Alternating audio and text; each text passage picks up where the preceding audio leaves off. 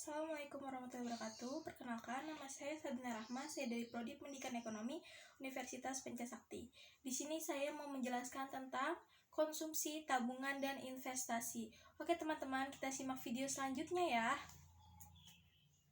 Di sini ada materinya ya teman-teman. Yang pertama adalah konsep konsumsi, tabungan, dan investasi. Yang kedua adalah fungsi tabungan, konsumsi, dan investasi. Yang ketiga ada hubungan pendapatan konsumsi dan tabungan. Yang keempat adalah faktor-faktor yang mempengaruhi tingkat konsumsi, tabungan, dan investasi.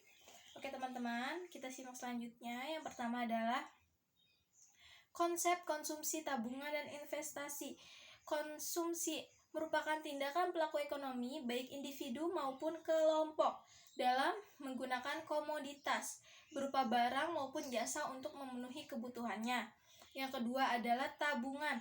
Tabungan adalah kegiatan menyimpan atau menyisihkan sebagian pendapatan pada sebuah lembaga keuangan waktu tertentu dengan harapan mendapatkan nilai lebih. Yang ketiga adalah investasi. Investasi adalah keputusan menunda konsumsi sumber daya atau bagian penghasilan demi meningkatkan kemampuan atau menambah atau menciptakan nilai hidup. Oke teman-teman, selanjutnya ada hubungan pendapatan konsumsi dan tabungan. Secara matematis, hubungan ketiganya digambarkan dalam fungsi yaitu YD sama dengan C tambah S. YD disposable income, yang C itu adalah konsumsi masyarakat, yang S itu tabungan masyarakat.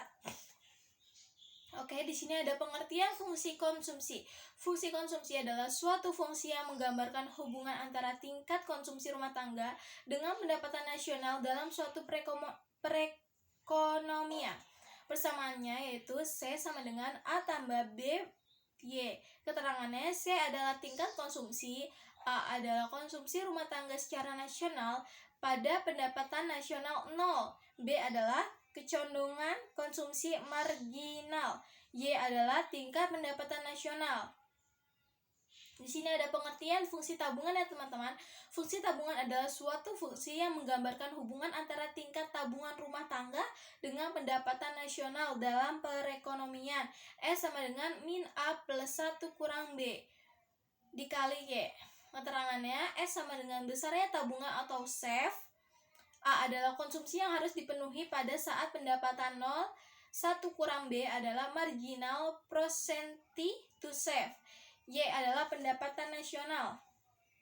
Di sini ada fungsi investasi, yaitu permintaan akan investasi berbanding terbalik dengan tingkat bunga. Rumusnya adalah L sama dengan F dikali I. L sama dengan LO dikurang P dikali I, di mana LO adalah investasi otonom, I adalah tingkat bunga, P adalah proporsi L terhadap I. Oke teman-teman, selanjutnya adalah cara menentukan fungsi konsumsi dan tabungan secara menggambarkan kurva konsumsi dan tabungan. Di sini ada fungsi konsumsi yaitu C dikurang C1 sama dengan MPC buka kurung Y dikurang Y1, yaitu ada di sini juga fungsi tabungan ya teman-teman. S dikurang S1 MPS Y dikurang Y1, atau Y dikurang Y1 dibagi Y2 kurang Y1 sama dengan C kurang C1 dibagi C2 kurang C1, yaitu Y dikurang Y1 dibagi Y2 kurang Y1 sama dengan S dikurang S1 dibagi S2 kurang S1.